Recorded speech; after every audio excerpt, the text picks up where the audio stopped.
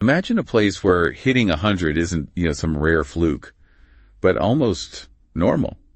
Sounds kind of like science fiction, maybe. It does a bit, yeah. Well, in these specific areas called blue zones, it's actually reality. And get this, here's a hook for you. These places have up to 10 times more people living to 100 than the U.S. So what's their secret? What are they doing differently? That really is the big question, isn't it? And today, we're diving deep into one huge part of the answer. Their food. The dietary habits that seem to be the foundation for their amazing health and long lives. Okay, let's break this down. For anyone maybe new to this, blue zones are real places, specific spots on the map. Sardinia in Italy, Okinawa, Japan, Nicoya in Costa Rica, Icaria, Greece, even Loma Linda, California. Right. Where lots of people live to be 100 or more. And it's not just about age. They have much lower rates of things like heart disease, diabetes, the chronic stuff. Absolutely. And what's really important is how they figured this out. It wasn't just asking people their age. Researchers were meticulous, really digging into records, birth certificates, you name it, to validate these ages. So solid science behind it. Very solid, yeah. We're talking about verified centenarians. Okay, so our mission for this deep dive. Yeah. Pull out the key dietary patterns, the things that really seem to power this longevity in these zones. Think of this as your shortcut to some really valuable info. Straight from the research. We've got this great document outlining it all, the diets, the science. And we're going to pull out the most important bits, the really intriguing stuff for you. Perfect. So where do we start? What's the first big takeaway? Well, what's striking right away is how similar the core diets are, even though these places are all over the world. Different cuisines, obviously, but a shared foundation. And that foundation is plants. Overwhelmingly plants. We're talking 95 to even 100% of their daily calories coming from plant sources. So tons of vegetables, fruits, whole grains, leafy greens like spinach and kale, and, this is key, legumes. Legumes, so beans, lentils, peas. Exactly. Beans. They're everywhere in these diets. And here's a fascinating bit. People in blue zones eat about 4 times the amount of beans as the average American. Wow, 4 times. That's not just a side dish, that's a staple. What's so special about beans? Well, nutritionally, they're powerhouses. Around 21% protein, but also about 77% complex carbohydrates, the good kind, slow-burning energy. Plus, they are absolutely loaded with fiber. Do they fill you up? They really do. Very satiating. And they deliver this amazing package of vitamins, minerals, and those phytochemicals, those plant compounds that protect our cells, help metabolism, and cut the risk of chronic disease. Okay, so should we all be swapping our steak for black beans then? Maybe not entirely, but aiming for at least half a cup of beans or legumes every day seems to be a really common thread. That consistency looks important. Half a cup a day. Got it. Okay, plants rule. Beans are MVPs. What's next on the list? Nuts. Definitely nuts. Centenarians in these zones tend to eat about 2 ounces of nuts pretty much daily. 2 ounces. Like a couple of small handfuls. Yeah, exactly. Almonds, peanuts, which are technically legumes, funnily enough, tying back. Interesting. Walnuts, others too, either as snacks or part of meals. And why nuts? What do they bring into the table? They're nutrient dense, lots of vitamin E, which is a great antioxidant protecting our cells, magnesium, selenium, and those healthy omega-3 fatty acids. So they help fight off damage, like antioxidants. Exactly. They bolster the body's antioxidant defenses, help manage inflammation, and are linked to lower risks of heart disease and even some cancers. Just from eating nuts regularly. The data suggests it makes a real difference. Regular nut consumption is correlated with maybe 2 or 3 extra years of life expectancy. 2 or 3 years. That's pretty significant for just adding some nuts to your diet. It really is a simple change with a potentially big payoff. Okay, so plants, beans, nuts daily. What about animal foods? You hear about fish in the Mediterranean diet, for example. Right, and fish does feature, but it's limited and smart consumption. We're talking small servings, usually less than 3 ounces, maybe up to 3 times a week max. Not a huge slab of salmon every night, then. Definitely not. And they tend to favor smaller, oily fish, think sardines, anchovies, cod. Why those specifically? Because they're packed with those omega-3s. Really beneficial for heart health and brain function. Makes sense. And sustainability might play a role there too, with smaller fish. That's often part of it too, yeah. There's an awareness there. And beyond fish, other animal products like meat are used really sparingly, often just for celebrations or special occasions. The focus stays firmly on plants. Got it. Yeah. Plants first, nuts, a bit of smart fish. Okay, what about fats? Everyone talks about healthy fats. Crucial. And in blue zones, the fats are overwhelmingly the unsaturated kind, coming from olive oil especially, but also flaxseed, walnuts, and that fish we just mentioned. Olive oil always seems to pop up in longevity discussions. It's a superstar for sure. There's some really striking data from Hara suggesting that getting around 6 tablespoons of olive oil a day might cut mortality risk in half for middle-aged folks. 6 tablespoons. Wow. That sounds like quite a bit, but half the mortality risk. It's a powerful hook, right? And it's not just olive oil. In Sardinia, they get omega-3s from goat and sheep milk products. And some zones, like Sardinia and Icaria, include moderate wine consumption. The resveratrol in red wine has those heart protective qualities. So it's about the type of fat, the quality, not just avoiding fat altogether. Precisely. Quality over quantity is the name of the game with fats in these diets. Okay. Now for the flip side, sugar. How do blue zones handle sugar? Very differently than we tend to in the West. Their intake is much, much lower. On average, maybe around 28 grams a day. That's about 7 teaspoons. 7 teaspoons total. From all sources. Yeah, roughly. Compare that to the average Western diet. It's a huge difference. And the impact of keeping it that low. Pretty significant. Too much sugar contributes to so many issues: inflammation, immune suppression, diabetes risk, weight gain. It ultimately impacts lifespan. They tend to get their sweetness naturally from fruits rather than piling on added sugars in processed foods. So favoring nature's sweetness makes sense. Okay, this next one is fascinating because it's not just what they eat, but how. Tell us about this 80% rule. Ah, yes. Hara Hachi, as they say in Okinawa. It's the idea of eating only until you feel about 80% full. So, stopping before you feel totally stuffed. Revolutionary. Exactly. It's about mindful eating, listening to your body's signals of satiety and not pushing past them. It's built-in portion control, really. And does that connect to other health ideas like calorie restriction? It does seem relevant, yeah. There's ongoing research into caloric restriction and intermittent fasting for longevity, and this 80% rule seems like a practical, everyday way of achieving a similar kind of moderation without extreme dieting. Interesting. Okay, so we've hit the main food groups and even how they eat. Let's zoom out again. What's the overall picture, like the macronutrient breakdown, and how does that link to living longer? Well, that 90% plant-based figure is key. That automatically means high fiber, very few processed foods. Right. And loads of complex carbs from those whole grains and legumes, not simple sugars. Exactly. And as we said, legumes are a major protein source, about 21% protein, eaten daily in good amounts. They bring the whole package: protein, fiber, micronutrients, those phytochemicals, prebiotic fiber for gut health. And you mentioned muscle mass is comparable even without lots of animal protein. Yes, studies in older adults suggest plant-based protein can support muscle maintenance just as effectively when intake is sufficient. Plus, you have those healthy fats, olive oils, MUFAs, and polyphenols, nuts with vitamin E, omega-3s from nuts and fish. So it's a nutrient-dense approach. Very much so. High nutrient density, high fiber, lower glycemic load overall.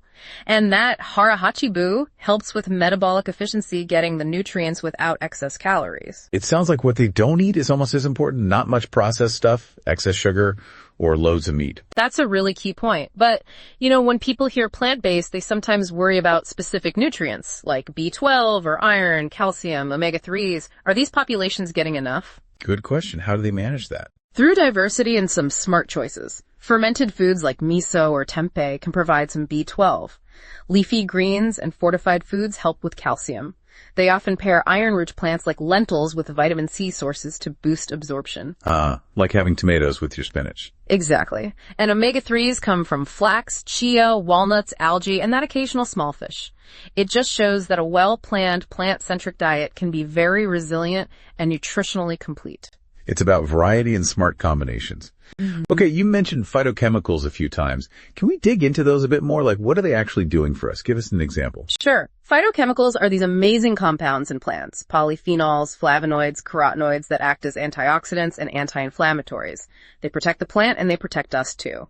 A great example is resveratrol, found in grapes, and thus red wine. Right, the wine compound. Yeah. It's been linked to supporting mitochondrial function, our cells' energy factories, and promoting cellular longevity pathways. So that glass of Sardinian Canino wine might actually be contributing beyond just enjoyment. In moderation, as part of the whole dietary pattern, it seems plausible, yes.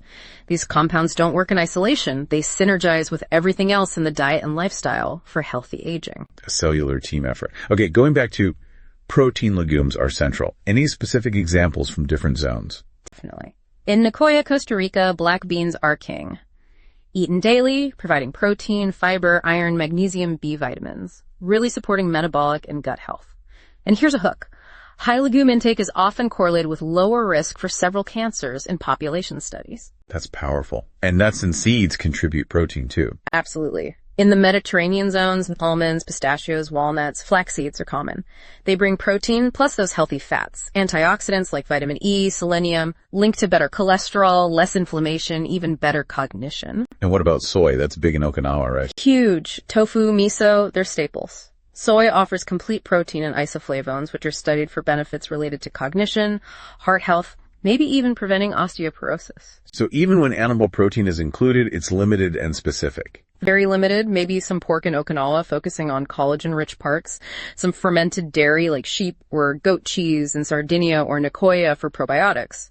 But it's always secondary to the plants. The theme is consistently plant-dominant, despite those regional variations like Okinawan sweet potatoes or Nicoyan papayas. And the Loma Linda Adventist study really highlights the potential longevity boost from vegetarian diets rich in these compounds, right? It's like 10 years longer. It's a striking correlation, yes. About a decade longer life expectancy compared to other Californians. These diets seem to directly address those hallmarks of aging inflammation, cellular damage, stem cell exhaustion. Really compelling stuff.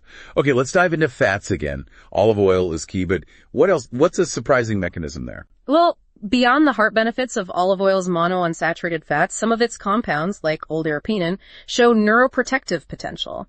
That's a fascinating hook, good for the heart and potentially the brain. It's huge.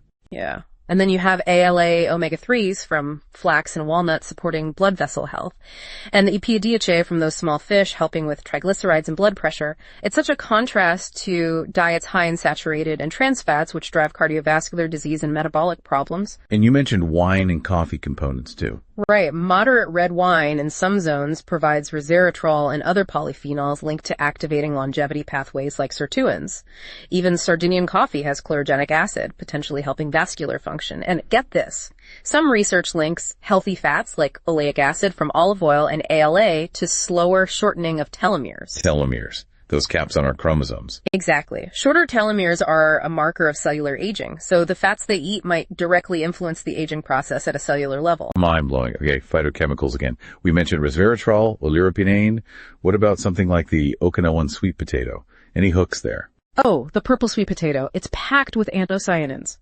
Here's a hook. These specific compounds are thought to help protect our DNA integrity, maintaining genomic stability. That's fundamental to preventing age-related decline. So it's not just vitamins and minerals we normally track. Not at all. These phytochemicals have broad effects fighting inflammation, oxidative stress, supporting mitochondria, protecting DNA. Soy isoflavones for bones and brain health. Olive oil's oleuroperin as an antioxidant and neuroprotectant. Coffee's chlorogenic acid for vascular health and maybe even epigenetic effects. It's the synergy in the whole food that matters. The whole is greater than the sum of its parts. Now, eating patterns, the 80% rule, but also fasting. Is there a surprising benefit there? Yeah, both caloric moderation, like with Hara, Hachi, and intermittent fasting patterns seen in some blue zones, like Icaria with their religious fasts, seem linked to benefits. Here's a hook. These practices can trigger autophagy. Autophagy? It's basically the cell's housekeeping process. It clears out damaged components, recycles them. It's crucial for cellular health and protecting against neurodegenerative diseases, and fasting seems to ramp it up. Like an internal deep clean. Exactly. Moderating calories reduces damaging free radicals, helps mitochondria, activates sirtuins. Intermittent fasting promotes that metabolic switch to fat burning, producing ketones which can be brain protective. And because the diets are so nutrient dense, they avoid malnutrition even with moderation or fasting periods. Okay, this all sounds amazing observationally, but what about hard scientific evidence? Is there a really strong study that backs this up? Yes, the correlations are strong, but we also have intervention trials. The Pregen trial is a landmark one. It studied the Mediterranean diet, very similar principles to blue zones, and found that participants following it, especially with extra olive oil or nuts, had significantly fewer major cardiovascular events like heart attacks and strokes. So direct cause and effect evidence. As close as we get in large human studies, yes. It shows these dietary patterns actively protect the heart. We see better cholesterol, lower inflammation, improved blood vessel function, and the links to lower cancer rates are also strong observationally, likely due to those phytochemicals protecting against DNA damage and inflammation.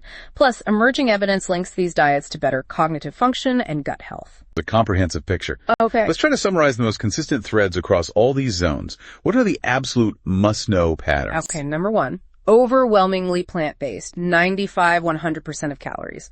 2, very limited animal products. 3, legumes and nuts are daily staples, key protein sources. 4, healthy unsaturated fats dominate, especially olive oil where available. 5, diets are packed with phytochemicals from diverse plants.